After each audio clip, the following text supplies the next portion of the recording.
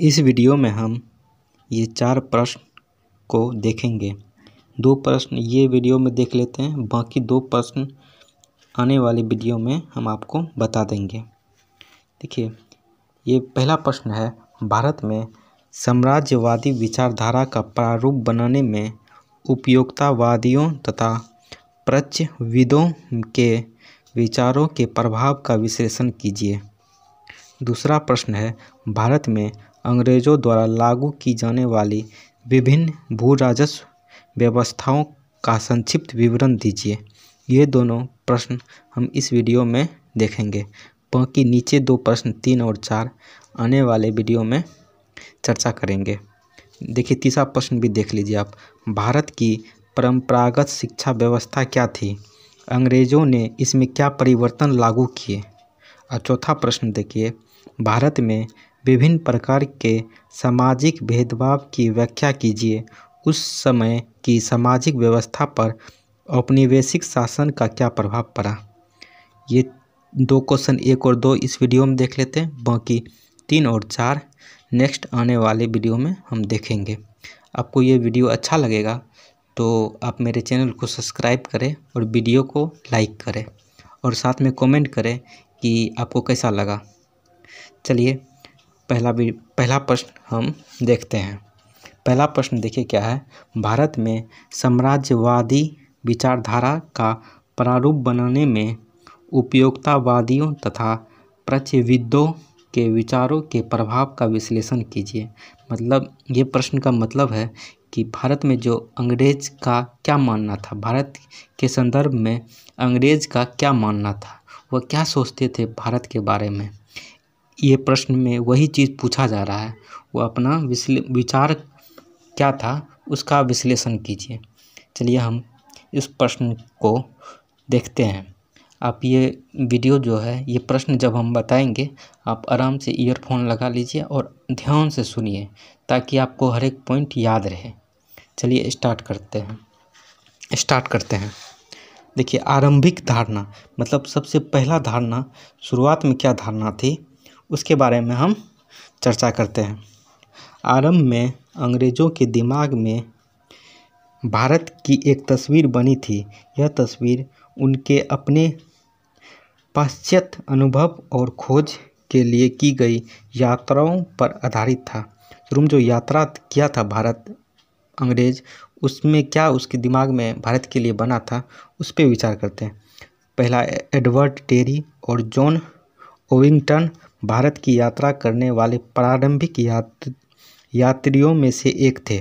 उन्होंने 1659 के मुगल शासन को मुस्लिम निरंकुशता का एक अन्य उदाहरण के रूप में वर्जित किया।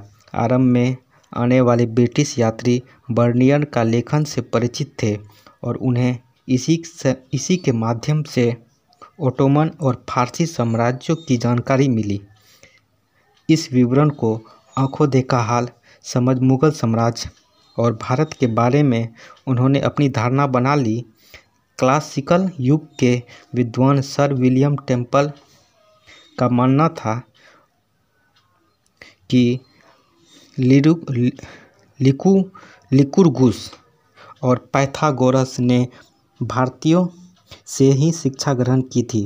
अंग्रेजों के बीच यह आम धारणा थी कि 17वीं शताब्दी में भारत में परंपरागत शिक्षा लुप्त हो चुकी थी। टेरी का तर्क है कि प्राचीन काल में शिक्षा देने वाले ब्राह्मणों का पतन हो चुका था। मतलब जो भी अंग्रेज भारत आए थे वो सोच रहे थे कि भारत का जो मतलब शिक्षा देने वाला जो भी ब्राह्मणवादी थे उनका पतन हो चुका है। उसका कारण था मुगल सम्राट। अंग्रेज़ों की इस पतन या अवनति के उदाहरण भी सामने रखते हैं। वह भारत के पश्चिमी तट के व्यक्तियों का भी उल्लेख करते हैं जो रहने वाले व्यक्तियों के संपर्क में वे आए थे। उनके अनुसार में पश्चिमी दम्बुकंजस और कायर लोग थे जो उनके दृष्टिकोण और आदतें रूढ़िवादियों से ग्रस्त थी। रूढ़िवादी मतलब एक धर्म से ज़्यादा लगाव होना। इस रूढ़िवादिता के उदाहरण स्वरूप जाति प्रथा का बार बार उल्लेख किया जाता था। कुल मिलाकर यह धारणा आगे भी बनी रही। हालांकि अस्थायी रूप से जमने के बाद अंग्रेज़ों को भारत का यथार्थ का सामना करने का और भी मौका मिला। देखिए, कुछ अंग्रेज आए, उसके बारे में भी हम संपर्क वो क्या सोचते थे भारत के बारे में। वारेन हेस्टिंग और भारत संबंधी ब्रिटिश धारणा। वारेन हेस्टिंग क्या सोचते थे भारत के बारे में।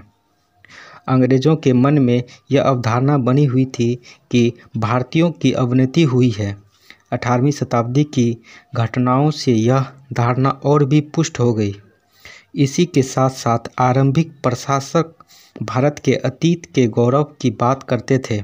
उनका मानना था कि भारत के प्रशासन को सही ढंग से नियंत्रित करने के लिए भारत और इसके अतीत को पूर्ण ज्ञान होना चाहिए। देखिए, उनका सोचना था कि भारत पे यदि राज करना है तो इसके अतीत को जानना होगा, इसका क्या संस्कृति थी।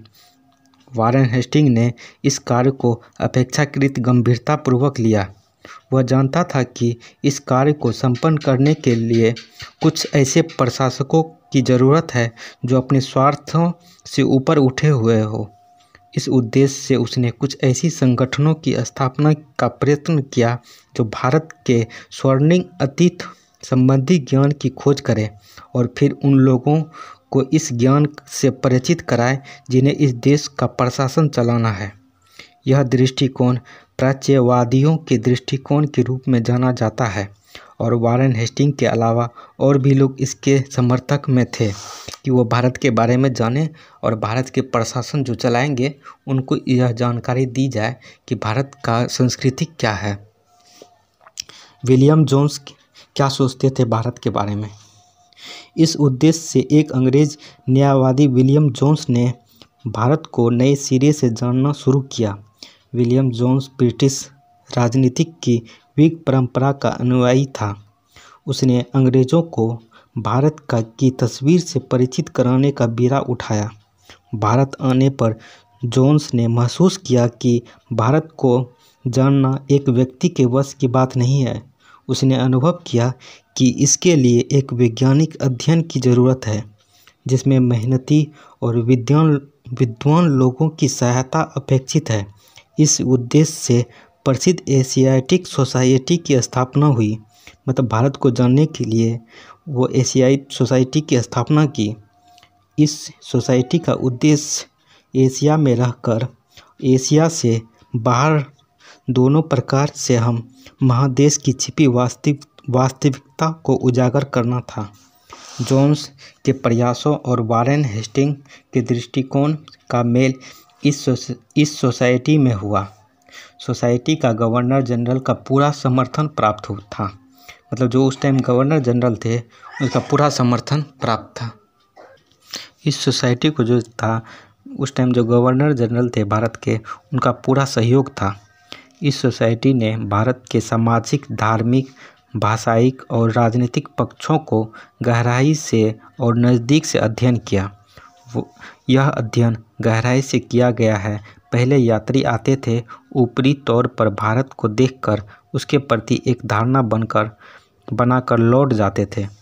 एशियाटिक सोसाइटी ने फारसी और संस्कृत ग्रंथों, पुराणों और कालिदास की रचनाओं को अनुवादित करने का महत्वपूर्ण कार्य किया। दूसरे एशियाटिक सोसाइटी के सदस्यों ने भारतीय समाज और धर्म पर शोध किया और अनेक आलेख लिखे। इसके परिणाम स्वरूप भारत और उसकी संस्कृति से संपूर्ण यूरोप परिचित हो चुका। इसमें जोन्स का योगदान उल्लेखनीय रहा।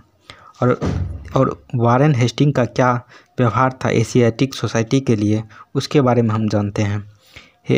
हेस्टिंग ने कुछ व्यवहारिक कारणों से एशियाटिक सोसाइटी को प्रोत्साहन दिया।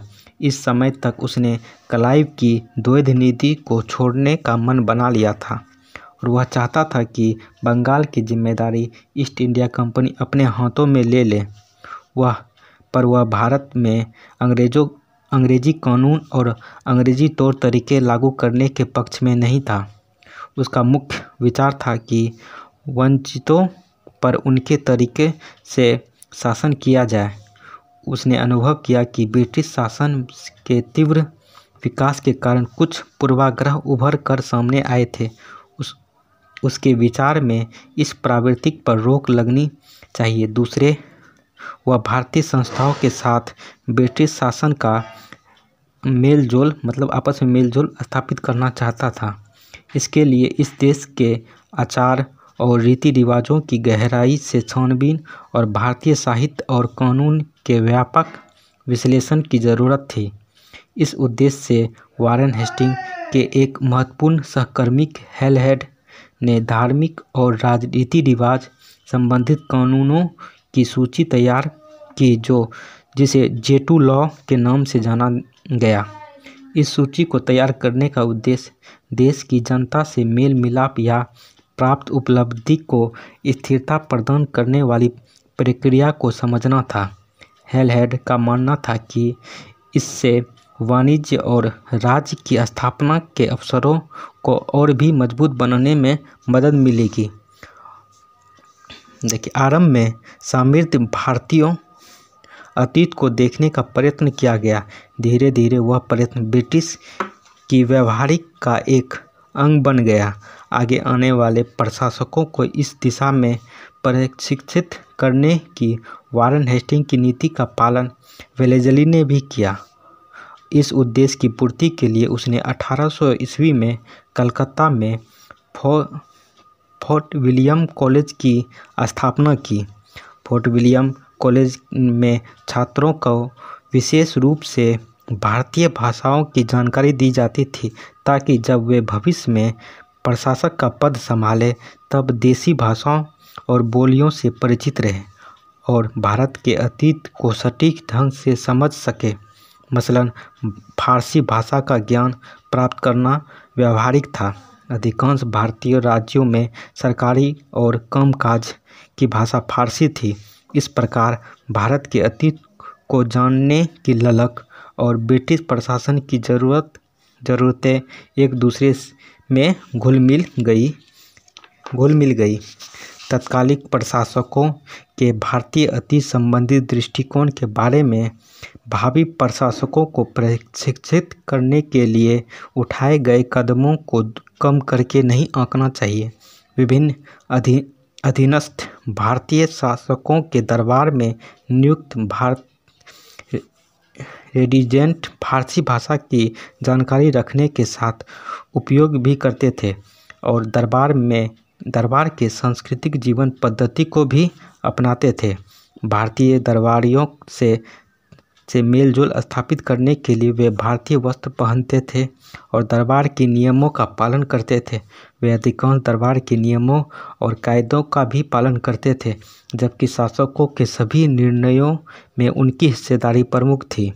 इस प्रकार राजनीतिक दृष्टि से ब्रिटिश राज के अधीन होने के बावजूद भारतीय शासकों को एक प्रकार की सांस्कृतिक स्वतंत्रता थी, पर अपनी स्थिति को मजबूत करने के लिए और एक अधिक सक्षम प्रशासनिक ढांचा कायम करने के लिए अंग्रेजों के लिए कानून तथा भूमि संबंधी संपत्ति जैसे भारतीय संस्थाओं को जानना जरूरी था।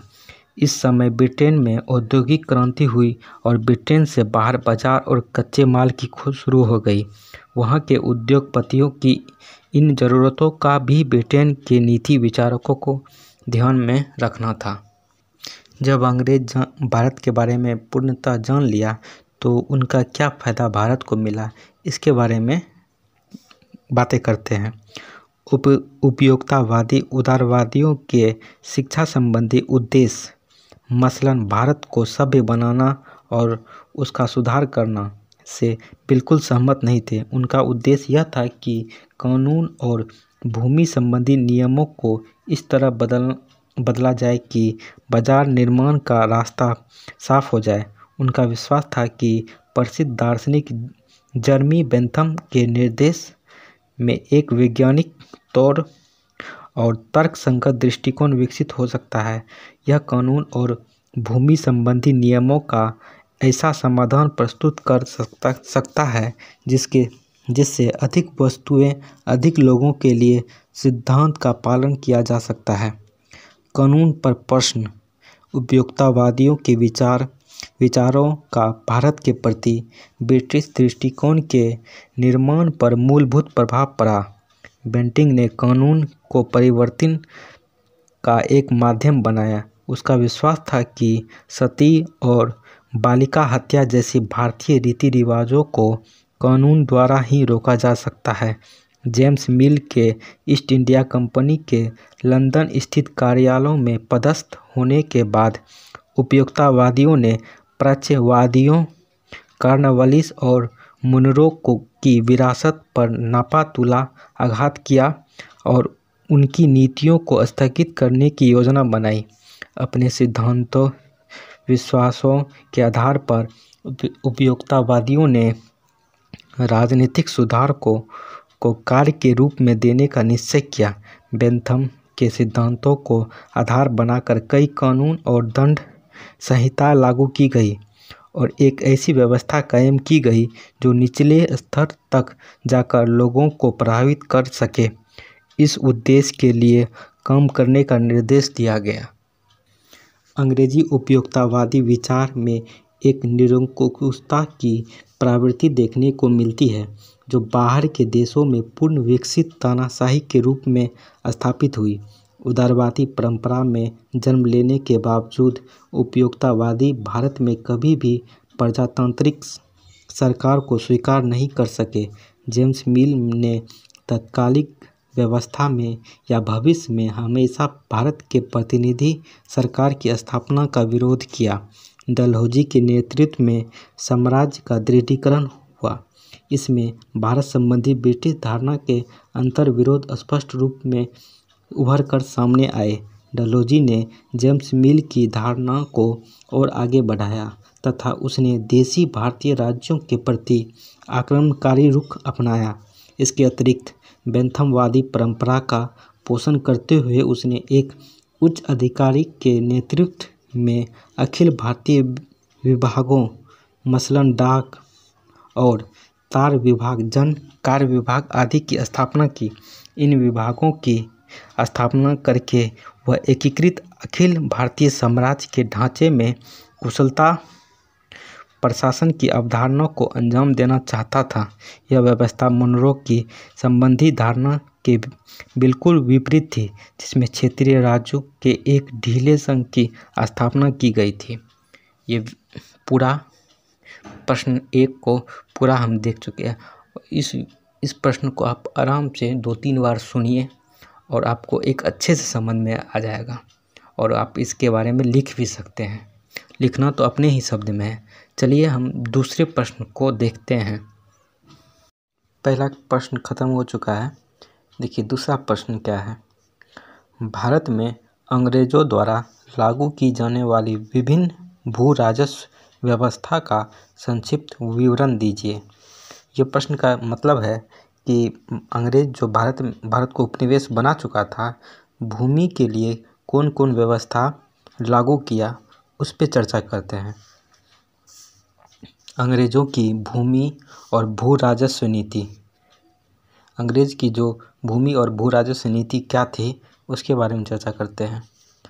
1757 में बंगाल पर अपना अधिकार जमाने के पश्चात अंग्रेज़ों ने बंगाल के नवाब को नाम मात्र का शासक बना दिया और स्वयं सारी राजनीतिक सत्ता अपने हाथ में रखी। उन्होंने भारत के कुछ भागों पर भू राजस्व नीतियों का प्रचलन शुरू किया। अंग्रेज़ों ने यहाँ आने पर मुख्य रूप से 3 प्रकार की भू व्यवस्था प्रचलित की। उन्होंने बंगाल, बिहार, उड़ीसा, उत्तर पश्चिम प्रांत के बनारस खंड और उत्तरी कर्नाटक में भूमि को अस्थायी बंदोबस्त यानी कि जमींदारी प्रथा प्रचलित की, जो समस्त भारत की 19% भूमि थी। दूसरी व्यवस्था महलवाड़ी उत्तर पश्चिम प्रांत, मध्य प्रांत, पंजाब में प्रचलित की गई, जो समस्त भूमि का 30% थी। रैयतवाड़ी व्यवस्था जो बम्बई और मद्रास के क्षेत्र में अधिकतर भागों, असम और अन्य भागों में थी, जो लगभग भूमि का 51% थी। अब इस तीनों व्यवस्था को बारी बारी से हम देखते हैं कि यह व्यवस्था क्या थी, इसमें क्या कितना प्रतिशत कर देना पड़ता था, इससे क्या नुकसान हुआ, इन तीनों चीज़ को हम बारी बारी से देखेंगे। देखिए, पहली अस्थाई बंदोबस्त। 1765 में बंगाल, बिहार और उड़ीसा में अंग्रेज़ों की दीवानी स्थापित हो गई थी। उन्होंने 1772 में भूमि का अस्थायी प्रबंध आरंभ किया था। नीलामी के आधार पर 5 वर्षों के लिए भूमि दी जाने लगी थी। 1778 में भूमि की नीलामी प्रतिवर्ष होने लगी, जिससे भू राजस्व में हानि हुई। इससे प्रतिस्पर्धा बढ़ी और लगान भी निश्चित समय पर नहीं मिल पाता था। 1786 में 10 वर्षीय व्यवस्था भी लागू की गई, परंतु 1789 से अस्थायी प्रबंध पर जोर दिया जाने लगा। 1793 में लॉर्ड कॉर्नवालिस ने भूमि का अस्थायी प्रबंध कर भूमि के स्वामित्व का अधिकार जमींदारों को दे दिया। साथ ही उसे पृथक और हस्तांतरणीय प्रजा मान लिया गया और उनके भूमि संबंधी परंपरागत अधिकार छीन लिए गए। भू राजस्व में सरकार का हिस्सा 10% निर्धारित किया गया। जमींदार के तमाम न्यायिक अधिकार उसकी छीन ली गई। साथ ही यह भी कहा गया कि यदि जमींदार समय पर भू राजस्व नहीं देगा तो उसकी भूमि जब्त की जा सकती है। यह व्यवस्था इंग्लैंड में प्रचलित जमींदारी प्रथा से प्रेरित थी। यह व्यवस्था अंग्रेज़ों के लिए हितकारी थी। इस व्यवस्था ने एक ऐसा वर्ग खड़ा कर दिया जो अंग्रेज़ों के प्रति वफादार था। इस वर्ग ने बाद में स्वतंत्रता आंदोलन के समय भी अंग्रेज़ों का साथ दिया था। इससे अंग्रेज़ों के भू राजस्व की वृद्धि हुई। इस व्यवस्था से पूर्व भू राजस्व वसूली के लिए सेना और अन्य अधिकारियों को लगाना पड़ता था, तब उनकी आवश्यकता न रही। इस व्यवस्था से कंपनी के खर्च भी कम हो गए। इससे कंपनी की आय सुनिश्चित हो गई। इस कारण एकरूपता आई और सरकार बार बार भू राजस्व तय करने की कठिनाई से बच गई। परंतु यह व्यवस्था कृषकों के लिए एक अभिशाप बन गई। इसने एक ऐसे जमींदार वर्ग को जन्म दिया जो रैयत अर्थात कृषक की भलाई पर जरा भी ध्यान न देता था।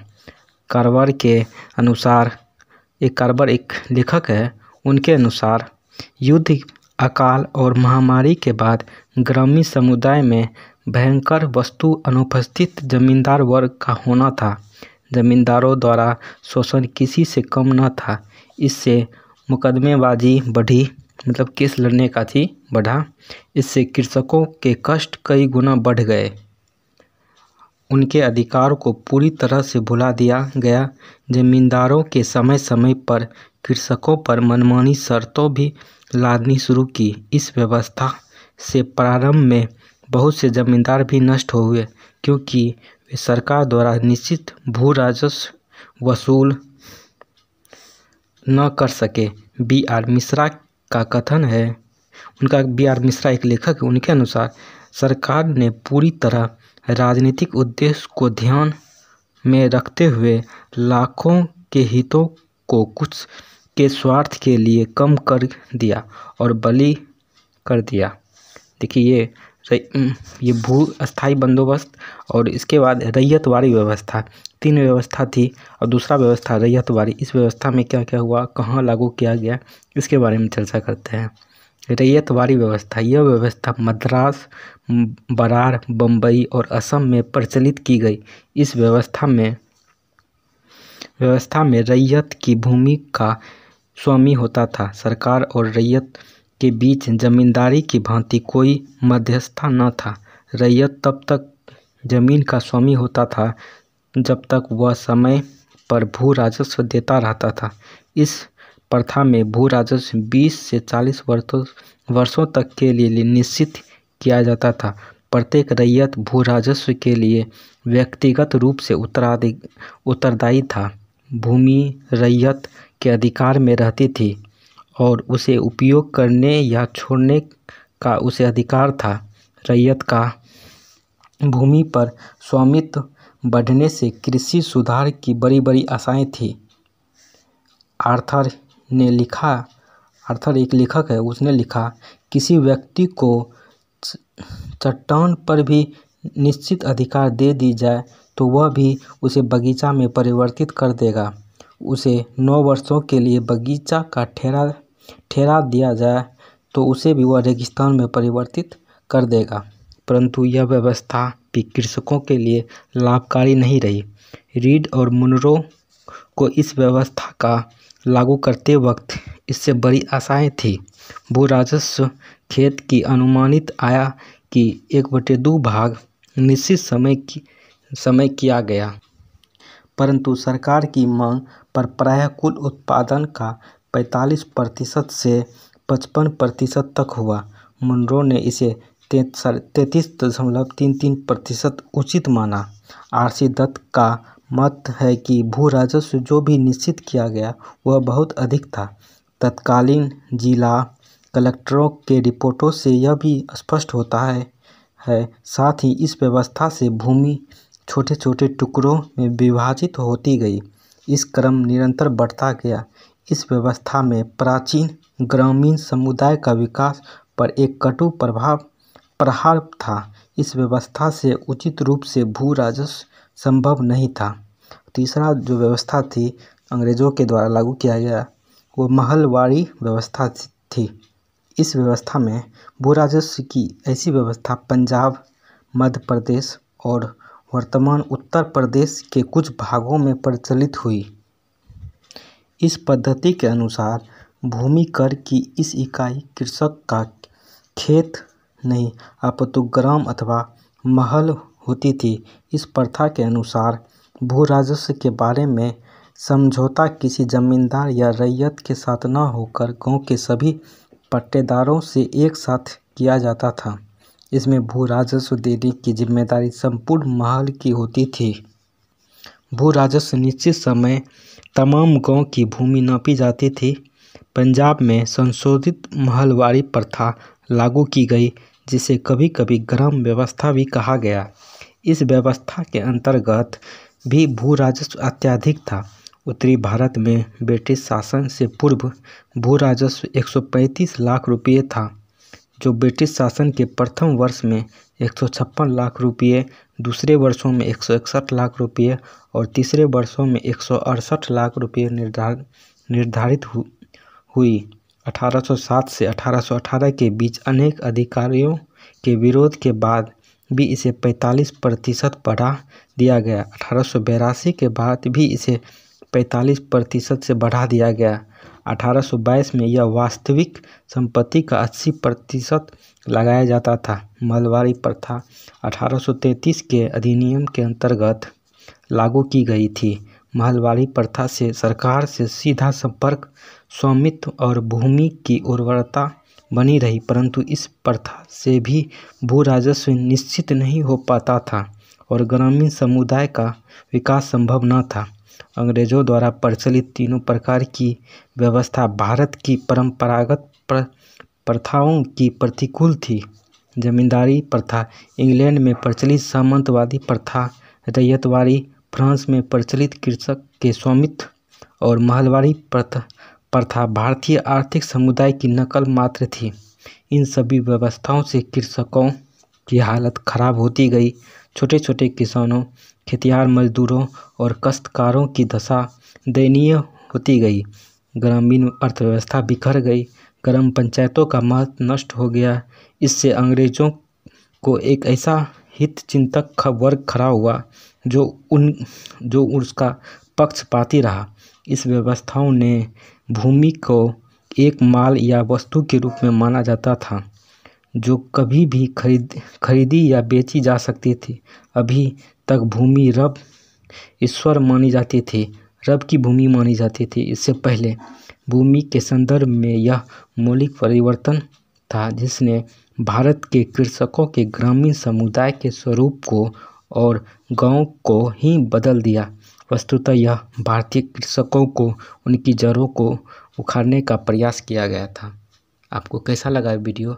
अब हमें कमेंट करके ज़रूर बताएं और वीडियो को शेयर करें, चैनल को सब्सक्राइब करें। जय हिंद।